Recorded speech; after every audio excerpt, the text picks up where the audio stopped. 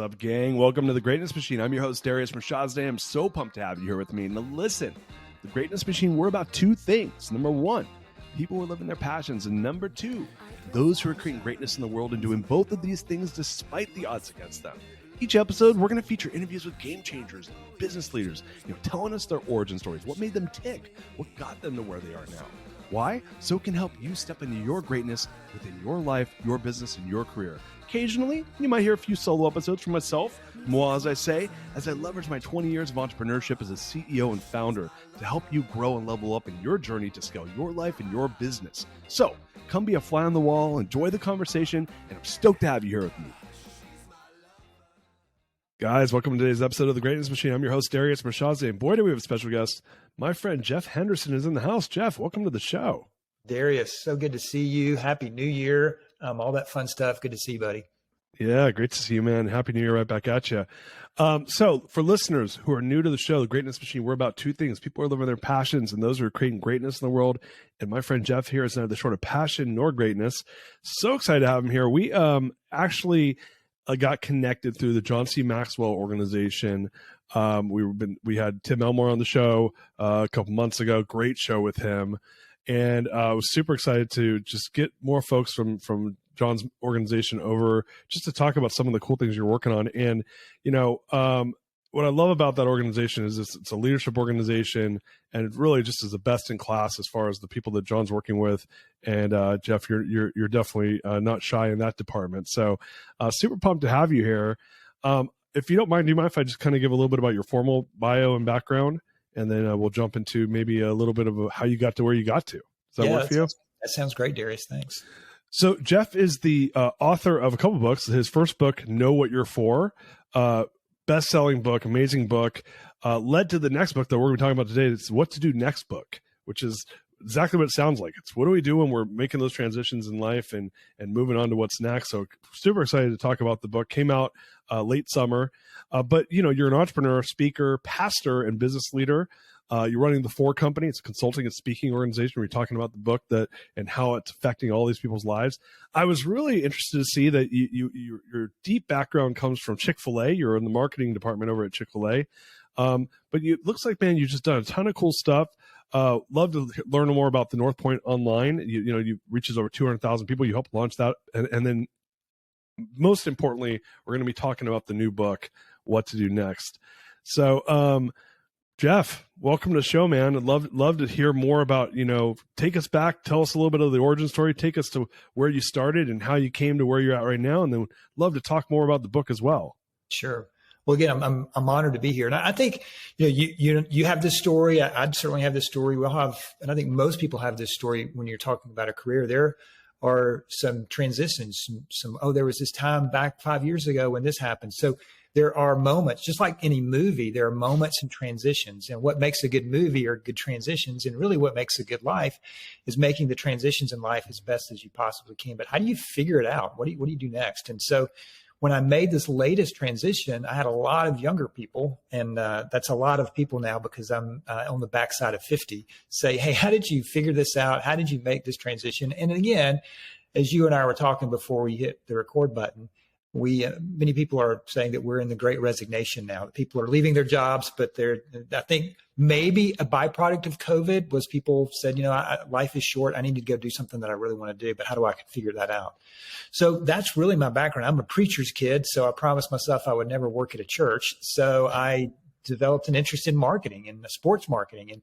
And my first sports marketing job was actually in the promotions department of the Atlanta Braves, and loved that. And that really developed an interest in marketing and advertising for me.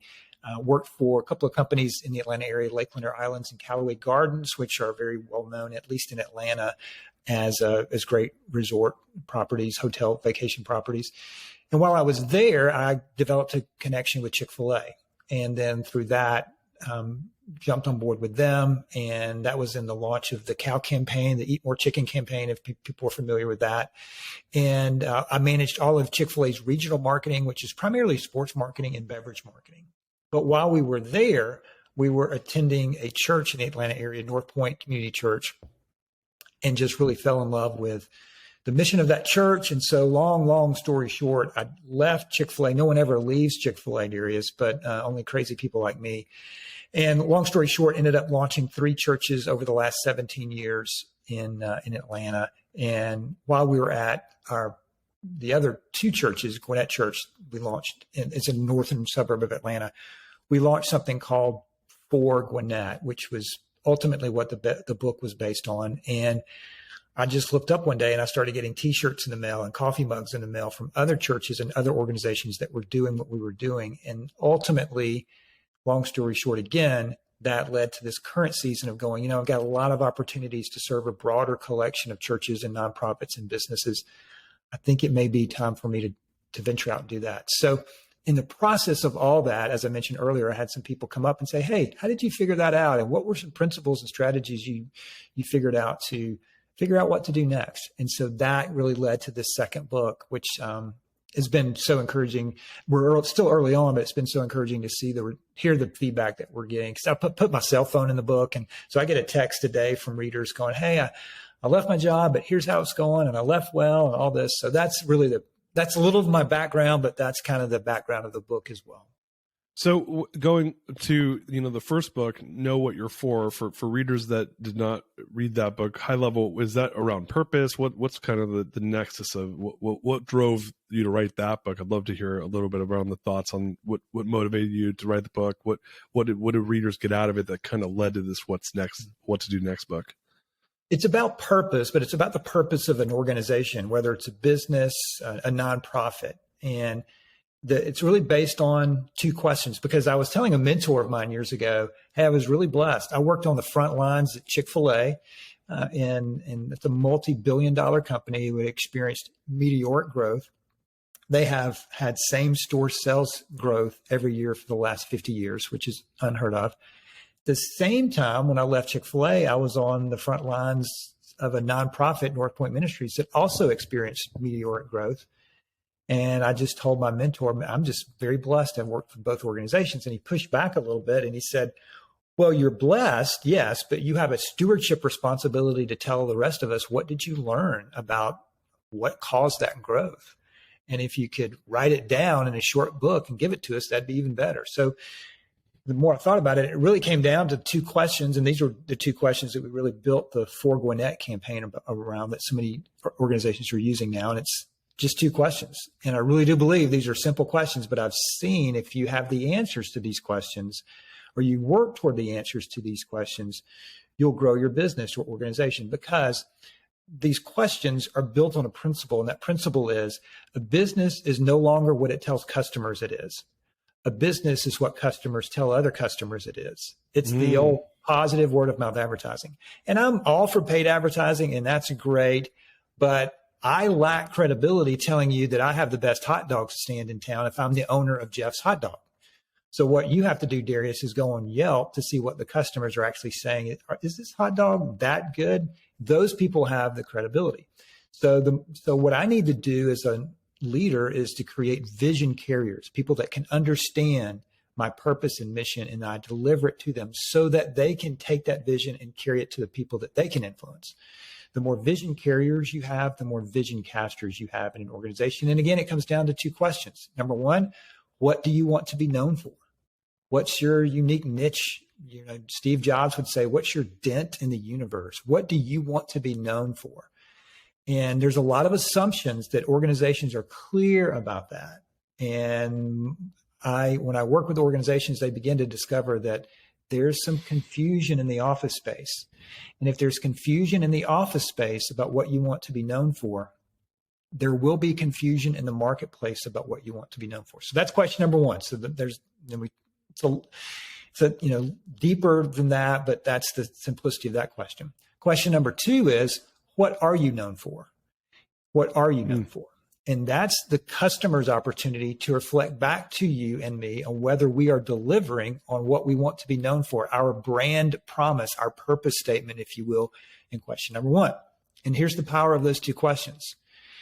And this is one of the reasons I left to do what I was doing as a pastor, to go share this with businesses, because I really do believe in today's world, purpose and profit travel together. The more purpose you have, the more profit you'll have. And the more profit you have, the more purpose that you can fund. But what do you want to be known for? And what are you known for? When the answers to those two questions match, when what you want to be known for is what you're known for, you leverage the greatest form of marketing there is. That's positive word of mouth advertising, because your unique vision, your compelling product, your great purpose connects with the hearts of customers, and they tell others about you. So as a pastor that helped launch 3 churches, if you were to tell me, hey, we'll give you $50,000 for advertising, or we'll give you 50 people to tell their people and their friends about your church and what you're trying to do, you can't have both. Which will you choose? I'll take those 50 people every single time, because it's not 50 people. It's 50 times how many people they can influence. And their voice just has more credibility. So I teach about all that in the book, about because in any organization, there's a gap. There's a gap between what you want to be known for and what you are known for. And you have to come to work every day to shrink that gap. And I talk about the 4 ways to do that. So that was know what you're for. And I'm excited to be able to, and speaking of John Maxwell, he's really the hero and the role model for me in this, because he can just bounce between all these different fields. He can go to a church and speak. He can go to a business and speak. He can go to governments and speak. He can go to businesses, nonprofits, schools, educations. And so that's what I'm kind of trying to do with this message, is that I think this is a universal message to get out there. So that was the first book, which really prompted me to the next season of life. I love that. Yeah, it's interesting, like listeners who are, maybe not religious will say, well, what's this have to do with me? And I always tell people, I'm like, look, like organizations is a group of people coming together to accomplish something, right? And it doesn't matter if it's a nonprofit, for-profit, church, non-church, it's a group of people trying to come together to accomplish something. And the accomplishment might be different. Maybe in a nonprofit, it's to, support a cause. In the church, it's to, grow the ministry and grow the organization, followers that, are part of that church. And for a business is to try to grow a client base. But to your point, how do you do that the most effectively? And I love what you're getting at. And you're talking to someone. I'm about a core purpose, I wrote a book called the core value equation, which is about how do you create a core value driven organization. And I got introduced to all this stuff. What you're talking about, I got introduced directly to what some people will call your why through Simon Sinek. Actually, I met Simon Sinek in 2009 before anyone knew who he was, and had a hot dog with him at an event, and hung out with him for 9 hours. Literally, nobody knew who he was at the time. But, I started getting introduced to this idea of your purpose. What's your why? Why should someone care what you're all about? Right. So I love where you're going with that. And I'm excited to check out the book, because I think like having actionable steps to bridge that gap between what you want to be known for and what you are known for, that's where the rubber meets the road. Because I could say, my purpose is to do X, but if nobody knows about it and no one actually thinks I'm known for that, then to your point, like, are you really known for that? You're not, right? Right. And so that's not going to create the outcome you want. So when you think of the church where you did that, you said Gwinnett was the name of that church, where you guys kind of. Gwinnett is named after a county in Georgia. It'll be the largest county in Georgia in a few years. And so we launched, and I grew up there, so we launched a church there in Gwinnett County. And that's when we just started with those questions. And I will say this back to your earlier comment. I totally, like for our business leaders today, they would say, I don't really believe in God. Totally understand that. It's interesting. When I left the business world, I thought that's a really weird career move. And maybe it was a weird career move for some people. But when I got into the role, I'm there with our staff and volunteers. Here's what I thought. I thought it's the same thing. It's people that they have the same issues. They need vision. They need strategy. We need strategy, and they need to be led well, because everybody deserves to be led well, like John Maxwell says. So it was not that different. I mean, there's the product, if you will, is different, but it really comes back down to everything rises and falls on leadership, as John says. And so, but when we launched that at Gwinnett, we bought a piece of property out here and we put a sign out there, and they said, hey, you can say, Gwinnett Church coming soon. And I didn't want to do that. I just wanted to put a sign out there that said #4Gwinnett. And I got some feedback from people going, hey, how are they going to know that's a church that's being built? And my response was, exactly. They're not. They're going to have to figure it out. There's mystery that's involved in marketing and advertising that I think is important and often is overlooked. And clarity is important. And I'm all for clarity. But early on, I wanted people to ask the question because that would prompt people to ask our core group that was helping launch this church. And I gave them T-shirts. And I said, hey, I want you to wear these T-shirts. All they say is For Gwinnett. They don't have the church's website. They don't have anything. It's just, and people are going to ask you, what is that building being built up there? Because your church says For Gwinnett, that sign says For Gwinnett. What is that? And in that moment, that's what I call leadership language. The language of an organization is really, really important. And so what do you want people to say in that moment when they're talking about your organization? And it can't be a 17-paragraph mission statement that we came up with on a retreat 7 years ago that's in a filing cabinet that nobody can remember or recite. It's just a few words.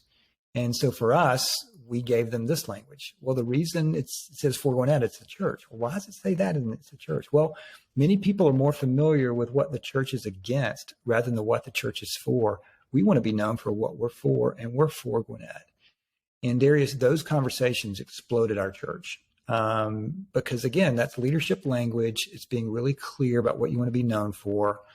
And when people understand that and buy into it, then you create vision carriers who will wear T-shirts into grocery stores and restaurants and ballparks. So that was kind of the genesis behind For Gwinnett. Oh man, I love that. Like you and I literally wrote the same book. Mine was about how you make core values the language of accountability in your organization. And it's some of the same principles. They got to be short. It's got to be memorable. It's got to resonate. You came from a different angle, but yeah, it makes a lot of sense. And when you do that, you build something where people are part of something greater than themselves, right? We all want to do that. We all strive for that. We are wired to be part of a tribe so that we live, right? This is just wired in our DNA. So it's genetics that are saying, hey, you got to live, man. So you need a group of people that are going to make sure that you survive the night when the saber-tooth tiger comes around. So I would say, we're wired for this stuff. But to your point, organizations go out, they're really tactical. I love the idea that, using the church is such a great example because, it's easy for me to use a business as an example, but it's like, well, what's that building over there? Right. Oh, it's our new church. It's like, all right, whatever. When it opens, maybe I'll go check it out if that's of my liking. To your point, I have a friend, a former guest on the show, who's there's a company out of California called Liquid Death, which is a famous water. They're a water company right now. They're killing it. 21-year-old son drinks that all the time. I didn't know about it until he brought it in. I thought, what in the world are you drinking? Water in a can that looks like beer. Yes. But but they are, you'll appreciate this given your marketing background. They're founded by a bunch of ad agency guys. Like the CEO was Madison Avenue guy, who's a really, really good marketer. But they do the same thing. They're all about how do you create questions in the minds of the folks to align with what you're trying to do, but make it interesting. Get them to ask a question about the product. Don't just come and tell them what it is. And look, that you can't be superficial about that, right? It's got to level up to something bigger, which to your point, right? For what let's using the church as an example, what is the church for, right? Not what is it against? It's going in that positive, bigger picture perspective. So I love that, man. That's really cool that you were able to apply that in this interesting way. Sounds like, it went for two things. Number one, it sounds like the church, to what you just said, exploded when what does that mean? And I'm not, and you're talking to a guy that's not super religious. I wasn't brought up religious. I don't know that world too well. What does that mean? Does that mean like you guys had just a huge number of people join the church in a very short period of time? Like define that for us. Sure. Well, our opening Sunday, we closed down the road outside the church. Please close it down. Basically, it's kind of like Disney World saying, I'm sorry, we're full, so, from a marketing standpoint, I love that. I didn't like that saying, hey, we're full. But we were able to grow two churches. And so at the other location, we had around 3,000, if you included kids in there as well. And then we opened the second one up with around 2,000 families. And then with the online presence. And then, and so those two churches now are continuing to go. But what happened is people started to see the growth. And that's when I started getting all these t-shirts and coffee mugs in the mail, like, hey, we're using this too for Pittsburgh and for Charlotte and for the Valley out in California, and even for Dubai. The church out there in Dubai is using it. And then, which was really probably so exciting for me, is the Braves 2 seasons ago launched for the A, meaning for the city of Atlanta. And they played the Houston Astros in the World Series, Darius, and Houston did for the H. So it was for the H versus for the A. And the Braves won, which I'm an Atlanta Braves fan. So the good guys won. But that was really fun to see that. And it's been fun to see them stay on message. You mentioned Cynic. I loved, start with why. And I think that's true. I think a lot of organizations start with why, but maybe the more difficult thing is to stay with why. Right. And we have to stay on message. And once you are clear about what you want to be known for the H or for the Valley or for Pittsburgh, then you got to stay on message, and you have to say it over and over and over again. And sometimes I think as leaders, we get bored with our own language, and you need to make it fresh. That's true. But once you get really clear about what you want to be known for, now you need to put the message on repeat, because leaders are repeaters, or at least they should be. So in terms of growth, that's what we, not just at our church, but we saw it really expand literally around the world. And so that was really fun to see. Yeah, I love that. It's I always joke when I'm coaching communication with CEOs and leaders, I say, you'll know you've made your point when people make fun of you for what you say, right? When they're repeating you, but in jest, right? That's how I know they've learned, right? Mm-hmm. When they're kind of joking about the thing I always say, Well, so I love. An example of that was, one of the principles I talk about in the book is equip the vision carriers, meaning give them t-shirts, just all the stuff. And someone gave me a quilt one time with all the For Gwinnett t-shirts. I'm like, okay, I think we're making some headway here if they have enough t-shirts to put on a quilt. So you'll look over my shoulder. There's a pink unicorn head. That was, and below that's the pink unicorn t-shirt. That was our mascot for my company. Love it. And my team called themselves Pink Unicorns. So I had 1,000 people running around in pink unicorn gear, all about, it was a symbol of what our company's for was, which was we were for growing happiness. So it was about creating more happiness with our clients within the organization. But you're, like I said, you're preaching to the choir here, man. Like, I'm a huge believer in everything you're saying. You have to, I think, give people an ability to promote what you're trying to promote, how you're trying to promote it. Absolutely. And it's like, it's really easy. I think people get it when, and I always use the example. I go, hey, look, if you're a football fan on Sunday, you wear your team's uniform, like you wear your team's gear. Like, why can't your organization just be another version of that? You have to be thoughtful about it. You got to make it cool and interesting, or else no one's going to wear some boring logo on their shirt. Right. Because why would you? If your sports team did that, you wouldn't do it. But if you make it interesting, you make it special, you make it resonate, it has to be aligned, and to your point, you stay on message, and then before you know it, you create this following, right, of people that are out there, vision carriers, as you call them. And I love that because I think like that says it best. If I want my vision to get out in the world, I got to create this loyal fan base of people who are out there doing it. So Super cool stuff. So what I understand is basically you created this thing that took off. That led you to want to take it to the private sector. Is that really what the What to Do Next book came out of that? Tell us a little bit about that. So, well, when the first book came out, I was really, one of the things I talk about in the second book is creating side hustles. And I just think that's important because, you're always out there learning. And so one of the side hustles I had was when the first book came out, I created something called a business breakfast. And I would go to churches that were actually doing the For message. Like, I went to the church in Pittsburgh that was doing For Pittsburgh, but I did a business breakfast, and it had nothing to do with church. It was just hosted by the church. And we would talk about, I would give the business case for what we just talked about with Know What You're For. And part of that, Darius, was for me to see if this message was really going to resonate beyond Atlanta. It's one thing for, me to be in Atlanta, my hometown, it's, church is doing really well, 4 going out, but okay, will this not only resonate with churches, but will it resonate with business leaders? And so I did, I think, 40 cities of a business breakfast tour. Wow. And everywhere from Charlotte to San Francisco to Elkhorn, Nebraska to Orlando, people said, hey, can you come speak to our organization or business? Or can you, in fact, I just had a call with a company I'm going to speak to next week, and that's where they saw me. And I remember, I think it was in Elkhorn, Nebraska, that church does for Elkhorn, that it was sold out. And I remember calling my wife, Wendy, and saying, I think I've figured out what we're supposed to do next. And it wasn't this leap into the Grand Canyon of, I think I'm going to do this, but there was enough data, if you will, to know, okay, I think I need to take this message and go with it. But in the process of doing that and figuring out this decision, I was unknowingly writing the second book of what to do next. And because, again, we helped start those churches. We hired the people. We loved the people. They were great friends and great coworkers. So by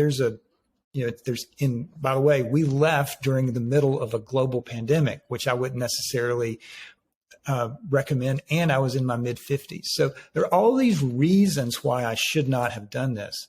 But another mentor of mine said this. He said, Jeff, the older we get, the more risks we should take. But it actually is the opposite. The older people get, the less risk they take. And what happens is they start getting old. And he said, don't let the old man win. Now, that's not a plea to make stupid, rash decisions and throw caution to the wind. But it's also a plea, though, to not let fear have the final say. And, the reason people, when they get my age, they stop making, some risky decisions, if you will, is there's a lot more to lose, right? And there's a lot, like I mentioned, I have a 21-year-old drinking liquid death here in our house. I got to pay for 1 more year of his college education. So there's all those financial realities. And I talk about that in the book as well. But if you'll work toward positioning yourself to give yourself options, when you get to be later on in life, you can take more risks, if you will. And one of the questions I've gotten when I released the book is, hey, how do you eliminate risk? And my response is, you cannot eliminate risk. That's just not the world in which I live. But you can shrink it so that you don't have to make a career decision and it's this leap over the Grand Canyon, but it can be a leap over a mud puddle. Yes, you might fall down, get wet and muddy, but you're not going to plunge thousands of feet below. So you can do some things that can help manage the risk, but at some point you're going to have to take the leap, just like you did when you walked away from your company. You had to take the leap. And the other thing that hinders us from doing this, Darius, is we know the question is coming. And the question is, oh, hey, Darius, good to see you. So what do you do now? And if, we feel like we have to have this really magical answer to this. And when I left Gwinnett Church, I really didn't have a clear answer to it. It was, well, I wrote this book, know what you're for. It's based on 2 questions and I've done 40 business. I mean, it was like, as I'm having this answer, I'm thinking, what am I doing? I'm making this up as I go along. But I've gotten more comfortable with making things up as I go along. So, well, I mean, it sounds like you probably have a higher, and look, I think I have a friend and former guest on the show, Gino Wickman, that wrote the book Traction. And he wrote another book called Taking the Entrepreneurial Leap. And I think it's 6% of all people are meant to be entrepreneurs. It's a pretty small number. But it sounds like you're more of an entrepreneurial guy. Probably more of a risk taker. I mean, obviously you took the leap from going from private sector, to these big organizations to, the nonprofit world of church world back into private sector, kind of straddling both those fences. What are maybe one of those, what's probably the biggest step you can take to mitigate risk? Is it testing your ideas, like the side hustle thing that you were talking about? What will be your number one recommendation for someone that, is afraid to take the leap, which I think obviously you got to be calculated about how you do it, but at some point you got to pull the trigger. But what's one of the first steps, or maybe more effective steps, do you think, to trying to assess an idea before you actually pull the trigger on it? Well, first, as it relates to your career, that's why we created a free assessment called the Career Risk Assessment. And it's just on my website, jeffhenderson.com. It's totally free. You get a red light, yellow light, or green light. If you get a red light, that doesn't mean you're a failure. It just means, whoa, pause. You got some work to do. And it gives some practical steps to get you to the yellow light, and then from some practical steps to get you to the green light. And if you get a green light, that doesn't mean that you have to leave. I got a text just a few days ago from a guy, a reader, who said, hey, I got a green light. Does that mean I have to leave? No. But hey, congratulations. You've done the work to manage the risk, so that if you do go and do this and you find out a few months later, this isn't really working out, you've given yourself some options. And one of the things I write in the book is to create optimal options. And one of the things that you can do is to get as financially free as you possibly can. An example of that is when I left Chick-fil-A to help launch a church. That was a massive financial hit that my wife and my family took. But we had done the hard work to get our finances in a place that we were able to pursue that, even though it had a financial price tag to it. One of the things that breaks my heart is to see people finally figure out what they want to do in life, but they can't go for it because they're handcuffed financially.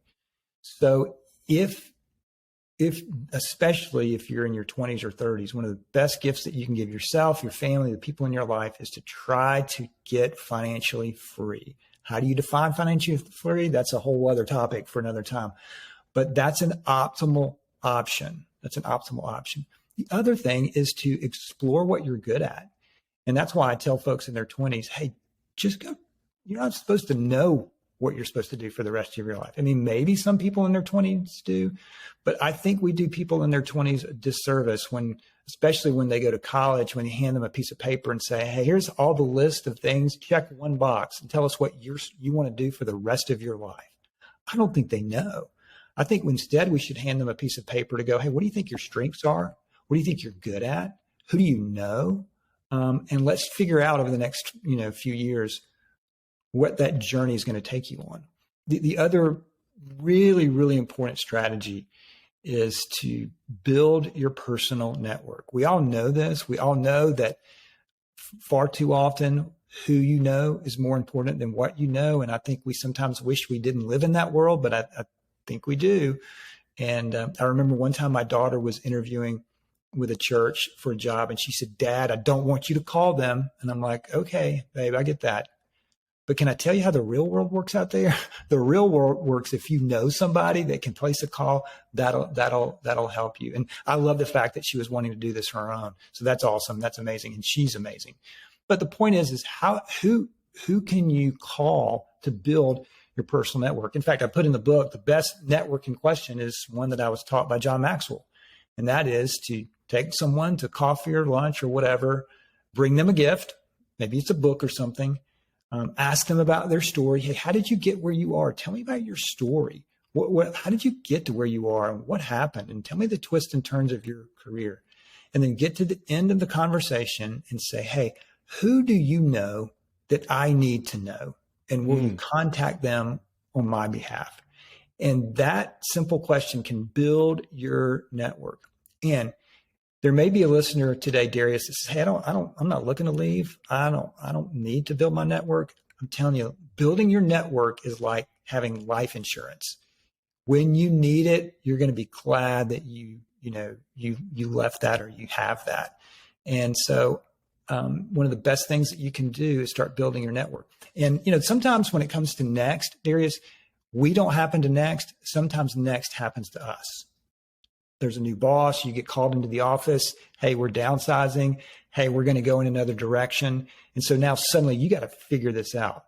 And so when that happens, people have asked me, well, what's the first thing that I need to do? Do I need to update my resume? No, that's important, but it's not the first thing you need to do. Do I need to post on LinkedIn that I'm now available? That's important, but that's not the first thing you need to do. The first thing you need to do is pick up your phone, go to your contact list, and start making the top 10 list of people that you're going to call and ask if you will meet with them. You've got to do that personal networking. But here's the trick. If you can do that when you don't need a job, that's more and more powerful. And that's one of the best gifts that you can give yourself, because in those seasons, the better network you have, the less risk you're going to have. Mm. Yeah, no, man, I love that. Like what there's a saying in life, which is your network is your net worth, right? Yep. And so this really plays on that. And, I saw that even for myself. Like, I left, we was talking before the show, and listeners know this, I talk about it sometimes. I left my business. I didn't have a plan. Now, I had some of the things you talked about. I was a guy that started, really thinking about making money at a young age. So I had reserves and stuff like that to buy myself optionality.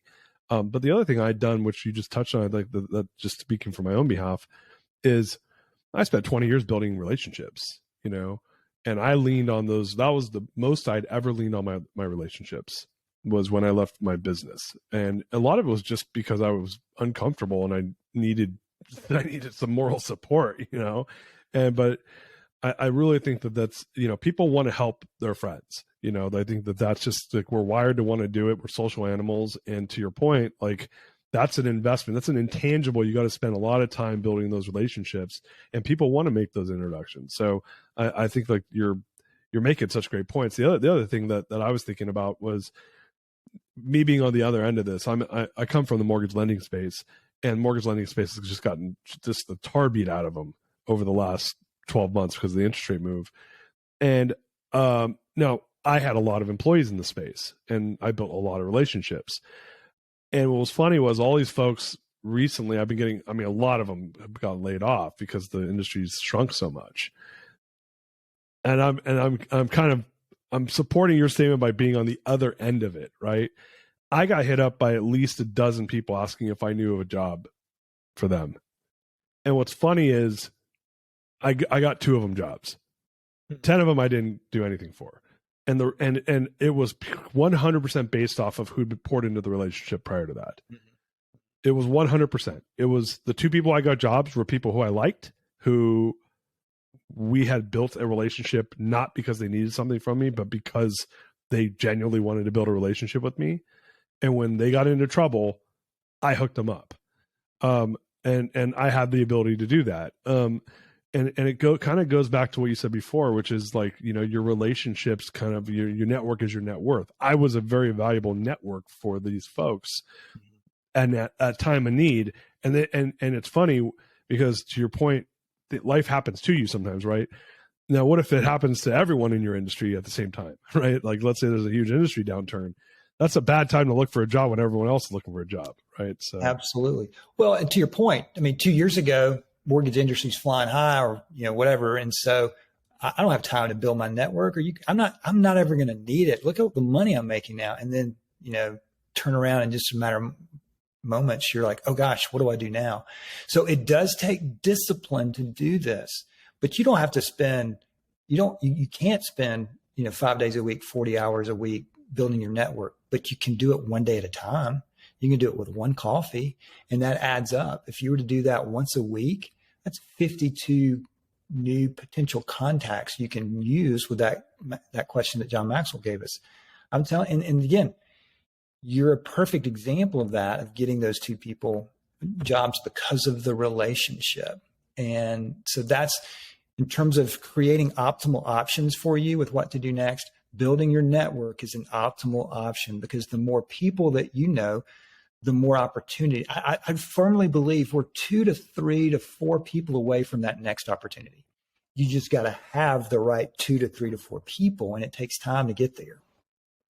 It's funny. Yeah, I couldn't agree more. It was like what I just said a moment ago. I started thinking about like what were the qualities of those folks outside of even just, because most of them ended up not working for me at some point. And I started thinking like, how they left the job was they left it on really good terms, right? And I'm a big preacher out there of, hey, you got to leave on the best way possible. I don't care if you're emotionally upset. You just got to, like, when you leave a job, like sometimes emotions are flying high. You got to bite the bullet and try to leave as in good of terms as possible. And what I find, especially with less experienced folks, is sometimes people leave really badly, and or they'll like, not be thankful, or whatever. There's always different reasons, but they'll leave a bad taste in the mouth of the person who they're leaving the job. And I look at that, I go, that's an amateur move, because you want to be able to use those as references for your next jobs, your next opportunities. You want to be able to keep those networks alive. I've rehired people many times over my career. Someone who left, I'm like, hey, that person left in a good way. And by the way, as an employer, I've been on the side of it where I've had to do layoffs. I always try to lay off in the most beneficial way possible for that person, because I want them, if they're good, to want to come back. Mm-hmm. Right. So I don't think it's a one-way street where if you're the employee, I think the employers have that responsibility too. What are your, I know you talk about this in the book, some strategies around how to leave. Do you mind kind of touching on that? I think you're exactly right. And I don't think we talk about this enough in leadership circles, about leaving well and finishing well. And we think, and I understand this. Hey, I'm going to put in a 2-week notice. I'm out of here. What are they going to do? Fire me? I mean, what are they possibly, can they do to me now? And I just think that not only does a disservice to the people, it really does a disservice to you. So, for example, when I left Chick-fil-A, I wrote everyone in the marketing department and on the executive leadership team a handwritten note. And this church that I was launching, it was risky. Will this work? I mean, we didn't even know if it would work. So there was a chance it wouldn't work. And we were fortunate that it did. But I didn't say this in the letter, Darius, but basically it was, hey, if this church doesn't work, can I come back and work here? Right. Right. But I remember a friend of mine saying, hey, no one has left as well as you did here at Chick-fil-A. And, fast forward 20 years later, it was 20 years ago since I left Chick-fil-A, 20 years ago this year. I do a lot of work with Chick-fil-A now. And a lot of the people that I, quote unquote, left are some of my closest friends. And yet I will be in a meeting there tomorrow, supporting them on a project that they've asked me to come in on. Well, that's one of the reasons why you don't burn bridges. And again, how you leave an organization is one thing. How the organization leaves you is their thing. And so sometimes you can do your very best and the organization does not leave you well. And I understand that, and you need to manage that and work through that to the best of your ability. But to the best of your ability, so for example, when I left Gwinnett Church, I got our leadership team together and I said, hey, I got 6 weeks here. I put in a 6-week notice. Here, I work for you now. So here are the projects that I'm going to work on in the 6 weeks. Is this what you want me to work on so that I'll set you up for the future? Because you're not going to find me playing golf these 6 weeks. I'm not taking 6 weeks off. And they said, yes, that's exactly what we want you to do. I wrote a handwritten note to 200 people in the organization. And I sat down and met with every Gwinnett Church staff member that wanted to meet with me just to say thank you. And is there anything, if I can ever do anything for you, let me know. And so I just wanted to honor them and honor the work that they had done working with me and for me. And I just think that's so important. It's taking the high road. It takes time. And many times when you're doing it, you probably think, why does this matter? Because I'm leaving. But finish well, because even if you never work with these people again, even if they're not going to give you a job in the future, it's just the honorable thing to do for you. But again, you leave well and you let them leave you how they want to leave you. Oh, I completely agree. The other part about that though is you can only control what you can, right? And yeah, maybe you won't work with them again, but when someone asks about you, who they know, who you may know as well, or you're maybe considering, what are they going to say about you if all you did was the right thing? All they can say is, oh, that person was a great person. I loved working with them, right? Or man, when that guy left, wrote 200 cards. Like we all got a thank you card from him. What a stand-up person, right?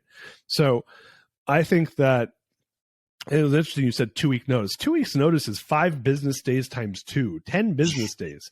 Like, I'm like, I don't know who the hell came up with a 2-week notice, but like, I was like, that's like what you do if you're like entry-level employee, you have minimal responsibility, and it's easy to pass your job over. When I have managers do a 2-week notice, I'm like, whoa. I'm like, what do you think? I'm going to find someone, interview someone, replace someone?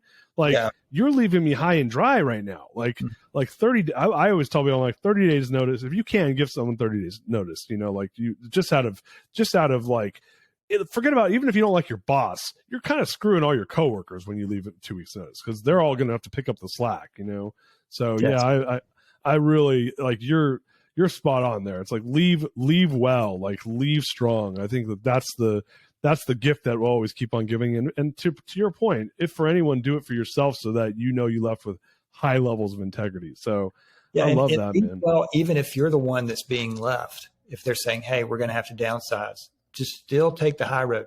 Now, you need to have someone that you can process and vent with, but the people that you work with and your boss, those aren't necessarily the people that you want to vent directly with. So you want to take the high road. But I love, again, what John Maxwell says. The high road is a toll road, but it's worth the price. I love that. That's my new favorite saying. I gotta go hang out with John. Friend of mine that says John talks in plaques. He says, I need to put that on a plaque. That's awesome. So that's kind of like life with John Maxwell. Amazing. Jeff, man, we're coming towards the end of the show here. So, look, the book right now is What to Do Next book.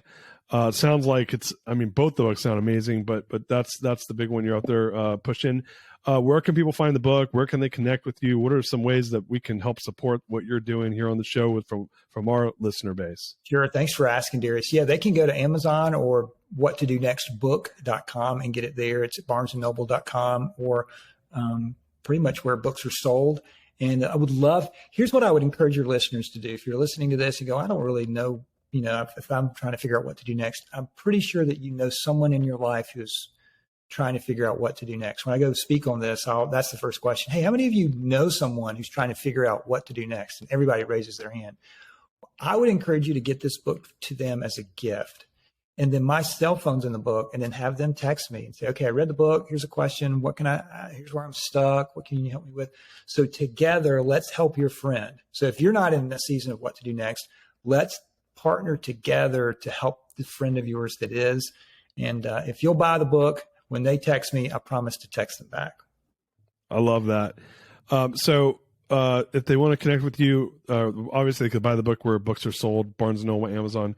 WhatToDoNextBook.com is where they can. That's where all things Jeff Henderson lives. Is there anywhere else that you would suggest? Yeah, JeffHenderson.com might be that has the more comprehensive view of the 4-book. WhatToDoNextBook.com is just about the second book. But yeah, you can go to JeffHenderson.com. That's where the free career risk assessment lives, and you can see that and take that, and then that provides you with some next steps once you figure out whether you're at a red, yellow, or green light.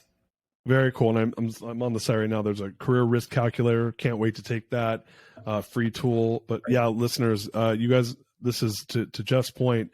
Even if not for you, great book for you to give to someone you know. We all know someone that could use this help. Man, what a great way to kick off the new year. Jeff, so thankful to have you on the show. Appreciate you so much, my friend. Absolutely. Happy New Year. Happy New Year to you too. And listeners, Happy New Year to you guys. Man, 2023 is here. Share this episode with anyone. Like we said, either they want to get them the book and you can share it with someone that way, or we know people that are out there looking for what's next. Share this podcast, because leaders are sharers, we're givers. That's what we do. With that said, much appreciation to all of you. If you loved the episode, give us a review. And until next time, peace out. We love you.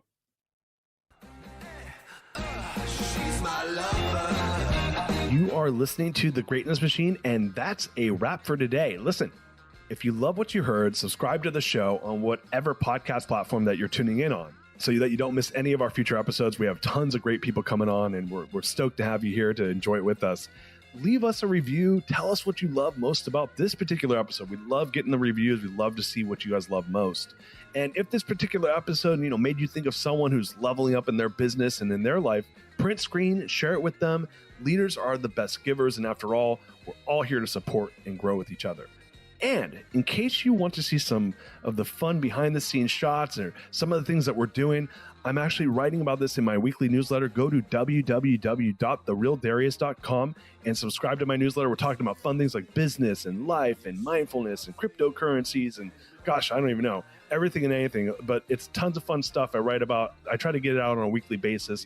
You can subscribe at www.therealdarius.com. And with that said, look, thank you guys so much. I appreciate you. I love you. Peace. We're out of here. See you guys on the next one.